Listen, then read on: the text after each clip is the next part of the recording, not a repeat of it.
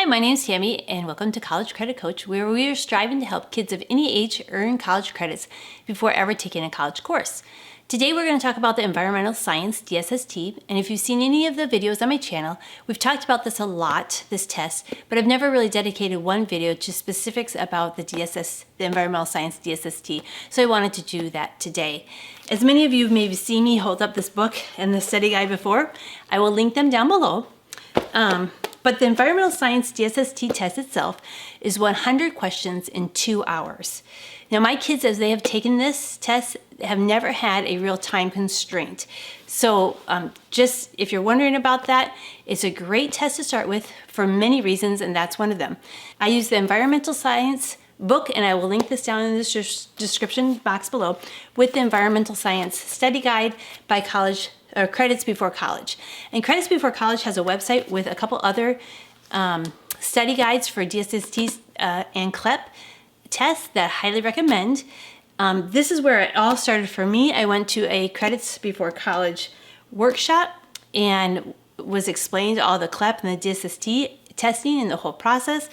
So when I felt a little overwhelmed and maybe like I didn't know exactly what to do and where to begin, I decided if I would buy this Environmental Science study guide and the corresponding textbook and just follow along with what the study guide recommended and did to prepare my kids to take the DSST test, that I would at least get my feet wet. I would get a good idea of what the kids would need to study and do in order to take these tests. And so this is where it's all began for me, and this is where I always suggest others begin too. The DSST test for environmental science is very straightforward.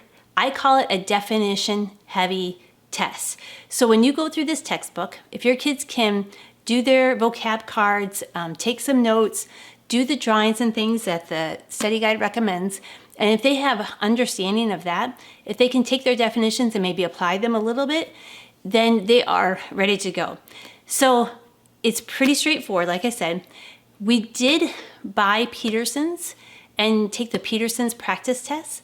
We always say that if our kids are getting around a 60% or higher on the practice test, there's usually 2 or 3 practice tests, then we feel they're ready to actually go and take the real test, and that has seemed to be pretty accurate as far as being able to pass the test and things.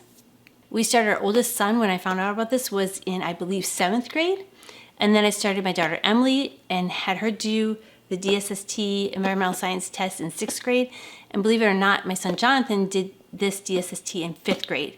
Now you can start whenever you want and start wherever you want, whatever is best for your family, but this is what we found worked really well for my family. My oldest studied environmental science for 2 hours a day and took his environmental science test within 1 semester. And same for Emily. It was about 1 semester, maybe a little bit more. For Jonathan, since he was in 5th grade, I didn't want to pressure him with time pressures, so we did it for about an hour each day, and we did it maybe an hour we did it 1 hour each day for about 1.5 semesters. So that's the beauty. You can do it for 1 hour, you can do it for 2 hours, you can try to cram it into 1 semester, maybe 1.5, maybe 2 semesters. I do know that for Jonathan, then when we did environmental science for the 1.5 years, that was 1 year. Then the next year we did astronomy.